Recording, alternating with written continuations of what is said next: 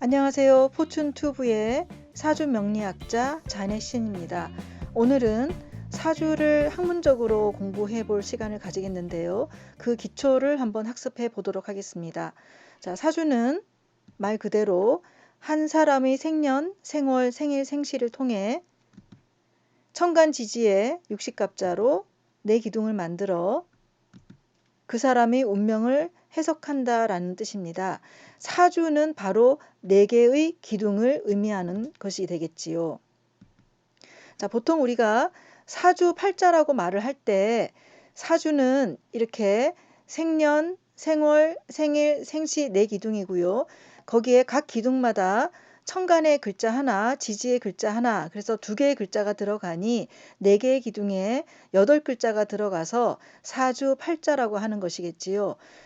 많은 분들이 사주라고도 부르고 혹은 팔자라고도 부르는데 바로 그렇게 부르는 이유가 여기에 있고요. 이거는 국제적으로도 예를 들면 한국에서는 팔자라고 부르지만 영어로는 바즈, 즉 팔자의 중국어 발음 바즈로 발음하고 있습니다.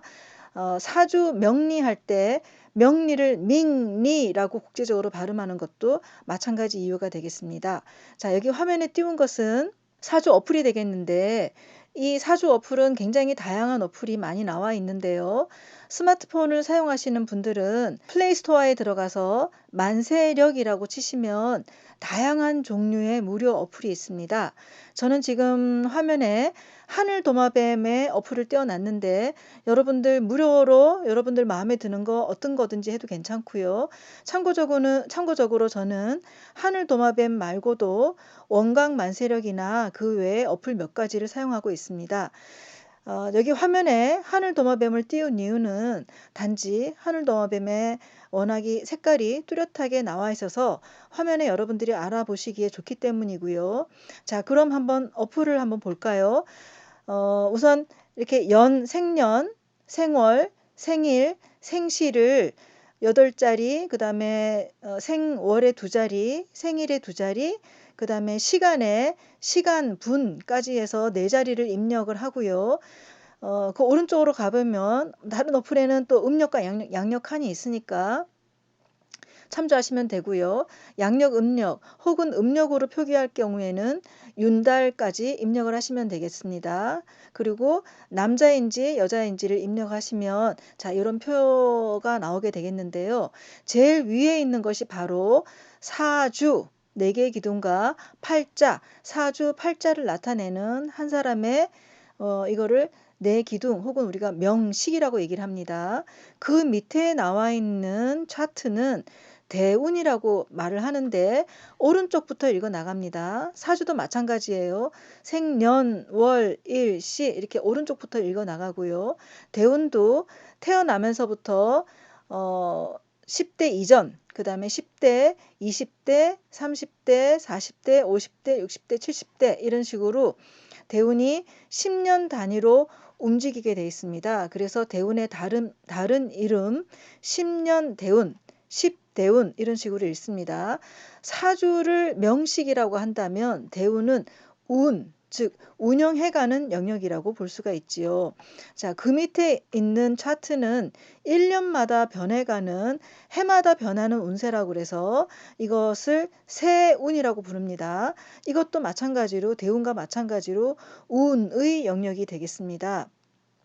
자, 이렇게 어플에서 사주를 뽑아보면 지금 여러분들이 해당되는 나이에 이렇게 빨간색의 해당 표시가 되어 있고요. 세운에도 이렇게 해당 표시가 되어 있겠습니다. 자, 이게 사주, 대운, 세운의 명식이 되겠습니다. 자, 이렇게 사주 어플을 이용을 하면 다양한 컬러가 있기 때문에 시각화를 해서 한자를 모르시는 분들에게도 이해를 할 수가 있고요. 그렇다면 한번 컬러를 통해서 이해를 해볼까요? 자, 우선 사주는 아까 천간지지의 육식갑자를 말씀을 드렸는데 기본적으로 5가지의 오행을 이해하실 필요가 있습니다. 오행은 목, 화, 토, 금, 수인데 목은 녹색, 화는 붉은색, 적색, 토는 노란색 혹은 황토색을 쓰셔도 괜찮고요. 아까 목은 제가 녹색이라고 말씀을 드렸는데 청색을 쓰셔도 괜찮습니다. 금은 백색, 수는 흑색이 되겠습니다. 그렇다면 이렇게 사주 명식을 보시고 여러분들이 비록 아직 음양오행이라거나 한자를 이해하지 못하셨더라도 오행으로 충분히 이해하실 수가 있겠죠. 자, 이렇게 주어진 사주 팔자는 우리가 태어나면서부터 고정이 되어 있습니다. 즉, 한번 태어나면 이 사주팔자는 고칠 수 없는 영역이라는 말이지요. 반면에 대운과 세운의 영역은 대운은 10년마다 세운은 1년 주기로 바뀌는 영역이기 때문에 사주팔자를 즉 영어로 말하자면 주어진 오더, 주어진 그 운명이라면 이 대운의 영역은 움직이는 것 혹은 변화하는 것의 영역이라고 말씀드릴 수가 있겠습니다. 그래서 우리가 사주를 공부한다라는 것은 사주 명리를 공부한다라는 것은 운과 즉 움직이는 영역과 주어진 영역을 읽고 나의 주어진 팔자는 어떠하며 따라서 그에 의해서 살아가면서 조심해야 될 것은 무엇인지 를 이해하여서 언제 기회가 오는지 따라서 언제 도전할 수 있는지 그렇다면 기다려야 될지 아니면 나아가야 될지 이것을 한자로 얘기하면 피흉추길이라고 하는데요. 흉한 것은 피하고 그 다음에 길한 것, 즉 행운은 쫓아가는 것 이것을 배우는 것이 바로 사주 공부라고 할 수 있겠습니다.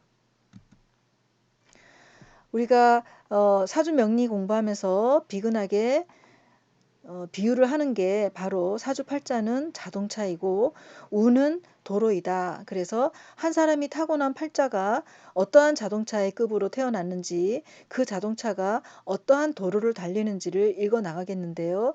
우리는 때로 이렇게 비유를 하죠.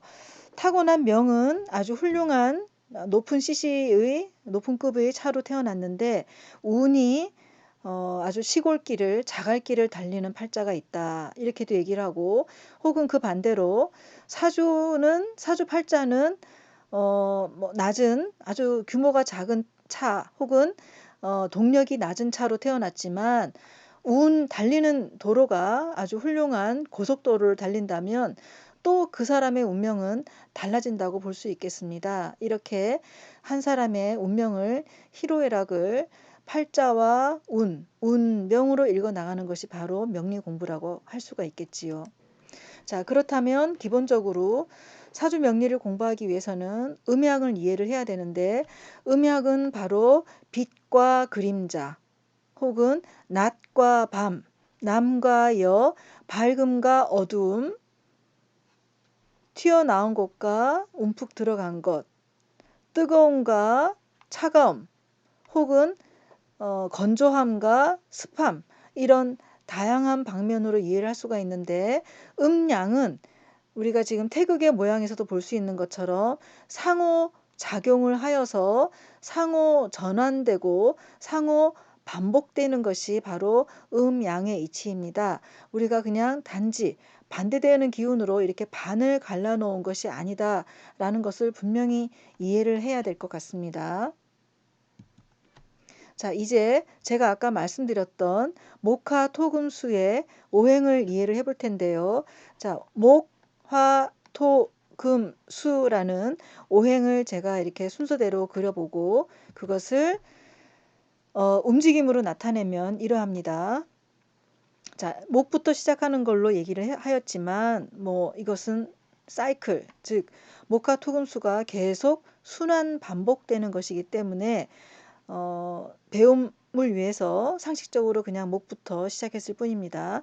목은 어떤 의미이냐? 시작하는 것이고 솟구치고 확장하여 그 다음에 화에서 분산되고 폭발하면서 그 확장되는 기운이 영원할 수 없기 때문에 토라는 오행에서 균형과 어떤 조화를 이루고 또 당연히 여기서부터는 쇠퇴해서 금이라는 오행의 기운에서는 결집되고 결단의 힘에 의해서 수라는 오행에서 흐르고 아래로 유동한다. 이것이 바로 오행의 흐름이 되겠습니다.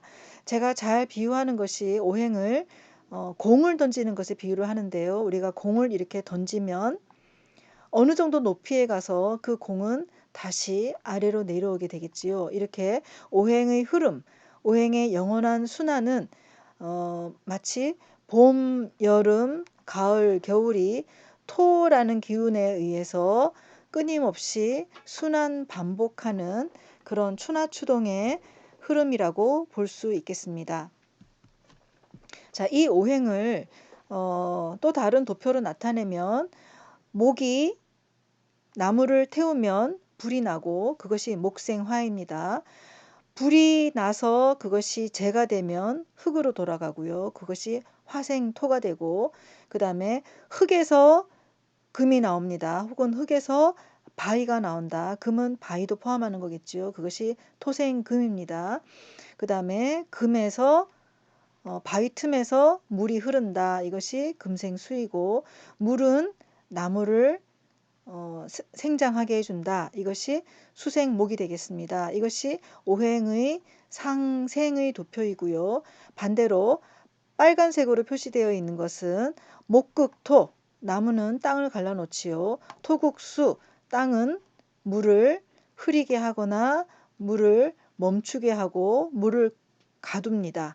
그 다음에 수극화, 물은 불을 끄게 돼 있고요. 화극금, 불은 금속을 녹입니다. 금극목, 금이라는 금속 혹은 도끼는 나무를 찢게 되어 있지요. 이렇게 파란색의 상생도와 빨간색의 상극도를 항상 유념하시고 이것이 여러분들 머릿속에서 앞으로 사주 명리 공부에서 익숙하도록 하셔야 될 것 같습니다. 자, 그것을 이러한 오행의 물성, 오행의 속성, 아니면 오행의 자연 이치를 상생과 상극의 이치에 의해서 한 사람의 인생을 읽어 나가는 것이 바로 사주 명리 공부입니다. 자, 이제 이러한 오행과 음양과 오행을 10개의 천간과 12개의 지지, 12개의 천간, 천이라는 말이 붙은 것은 바로 하늘의 에너지이고요. 12개의 지지, 즉 땅에서 어떤 12개로 분류를 한 것인데 그 10개와 12개를 조합한 것이 바로 육식갑자입니다. 10개의 천간 곱하기 12개의 지지는 조합을 만들면 120가지가 나오겠지만 그것을 음양의 이치로 나누게 되면 바로 60가지의 조합이 나옵니다. 그것을 육식갑자, 첫 번째 천간인 갑과 첫 번째 지지인 자의 조합이라는 뜻이 되겠습니다.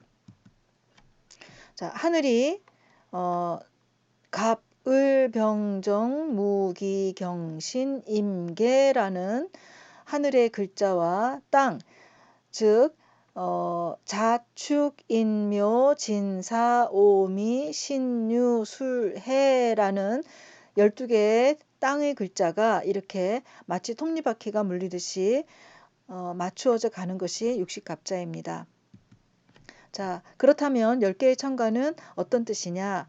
하늘에 있는 무형, 즉 형체가 없는 에너지로서 음양과 오행, 음양이라는 2라는 숫자와 오행 5가지라는 5라는 숫자가 만들어낸 숫자이고요. 그것이 녹아들어 있다라고 하고 이러한 10개의 천간이 땅으로 내려와 12개의 지지를 형성했다라고 볼 수 있습니다. 자, 그렇다면 12개의 지지는 하늘의 그러한 순수하고 아주 유일한 그런 단순한 천간의 에너지가 일정 기간을 거쳐서 땅으로 내려와 만들어진 에너지인데 10개의 천간, 즉 10천간이 아주 순수한 무형의 기운이라면 12개의 지지는 그 천간 에너지가 복잡하게 섞여서 만들어낸 무거운 에너지이고 시간의 순서를 가지고 인간의 삶에 구체적이고 현실적인 영향을 준다. 즉 12개의 지지 안에는 천간들이 다양하게 섞여 있다라고 볼 수 있겠습니다.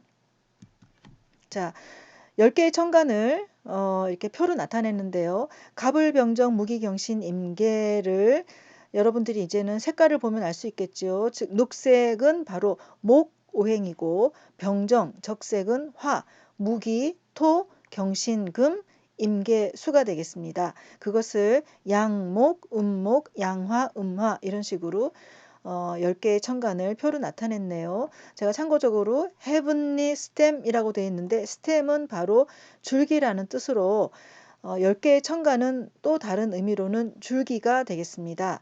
그렇다면 앞으로 다음에 배우게 될 12개의 지지는 바로 그 줄기에서 뻗어져 나온 브랜치, 가지라는 뜻이고요. 땅이기 때문에 바로 얼들이라는 표현을 썼네요. 자, 자축, 인묘, 진사, 오미, 신유, 술, 해를 각각 음양과 오행의 배속을 시켜보면 자는 물이고요. 축은 토, 인묘는 목, 사오는 화, 신유는 금, 해자는 물이 되겠습니다. 그래서 이러한 표를 인부터 시작을 하면 오히려 공부하기가 쉬운데요. 인부터 시작을 하는 이유가 인이 바로 1월이고요. 인부터 1, 2, 3, 4월이 시작이 되기 때문입니다. 그래서 목이 양음이 들어가고 중간에 토가 있고요. 그다음에 4, 5, 화 다음에 토가 나오고 신금, 유금, 신유, 금 다음에 토가 나오고 해자, 수 다음에 토가 나오는 순서이고요. 그것을 1월부터 12월까지 그 다음에 각각의 시간 예를 들면 자시라는 거는 밤 11시부터 1시, 축시라는 거는 1시부터 3시 이런 식으로 매월 이것은 음력월입니다. 월과 시간을 배속을 하였고요. 많은 분들이 아시겠지만 그것에 동물을 배속한 띠가 바로 호랑이띠, 토끼띠 이런 식으로 배속이 될 수가 있겠습니다. 자, 이러한 천간지지의 60갑자, 천간과 지지를 조합을 해서 매해를 적용을 하는데요. 그것이 바로 우리가 세운을 읽는다라고 했습니다.